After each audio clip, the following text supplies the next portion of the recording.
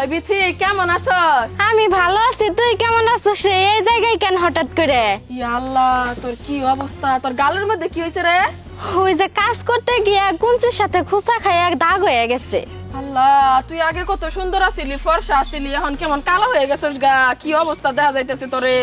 হ্যাঁ, বাইরে সবসময় কাজ কাম করি, আগুনের মধ্যে থাকি, রোদ্রের মধ্যে থাকি, গরু টরু চড়াই, তো এই কারণে কালো হয়ে গেছি গা।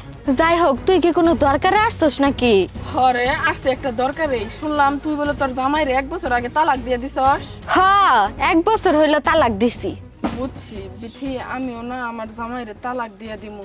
তোর কাছে কি কোনো ভালো উকিলের সন্ধান আছে? বা তুই যারা দিয়ে কাজটা করাইছস ওনার নাম্বার হইলেও হবো, আমরা থাকলে দে না। কি কইতেছস তুই? ভাইবা চিন্তা কথা কইতেছস? হ্যাঁ, ভাইবা চিন্তাই তো কইতাছি। কে কি হইছে? তুই একটু আগে কইলি না যে আমি আগে অনেক ফর্সা আসছিলাম? হরে সত্যি অনেক ফর্সা আসছিলাম। আমার বাপ মার চোখে আমি চোখের মনি ছিলাম। আমার ভাইয়ের কাছে আদরের টুকরার বোন ছিলাম। আমার বিয়ে হয়ে শ্বশুর বাড়ি যাওয়ার পর তারা একটা কথা কইলে আমি ওটা সহ্য করতে পারতাম না। সব কথা আমি বাইতে কয়া দিতাম।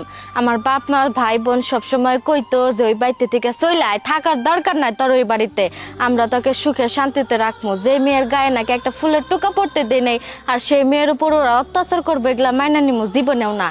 আমি তাগো কথা মতো যখন এই বাড়িতে চলে আসি, আমি আমার জামাইকে তালাক দিয়ে এখন আমি তাগো চোখের মনি থেকে তাগো চোখের বিষ হয়ে গেছি। একবেলা কাজ না করলে 3 বেলা খাবার বন্ধ থাকে, ঠিক মতো খাবার দেয় না, সব সময় কাজের উপরেই রাখে। তাই কইতেছি কি, পাইলে সব চিন্তা মাথায় থেকে ফালাই দিয়া কষ্ট করে স্বামীর সাথে সংসার কর, এইটাই তোর জন্য ভালো হইব। বুঝতে পারছি, আমার আর বোঝায় কইতে হইব না। আসলে এরকম ভাবে আমার কেউ কখনো বোঝায় কয় নাই তো, এই জন্য তালাকের ভূতটা আমার মাথার উপরে উঠা বসে রয়েছে। স্বামী খারাপ হোক আর ভালো হোক, শ্বশুর বাড়ির সবার সাথে মানায় গুছে আমার সংসার করাই উচিত। নাহলে তোর মতো অবস্থা হইলে আমি একবারে মরে যাবো গা। অনেক ধন্যবাদ বিথি তোরে, আমি আসি।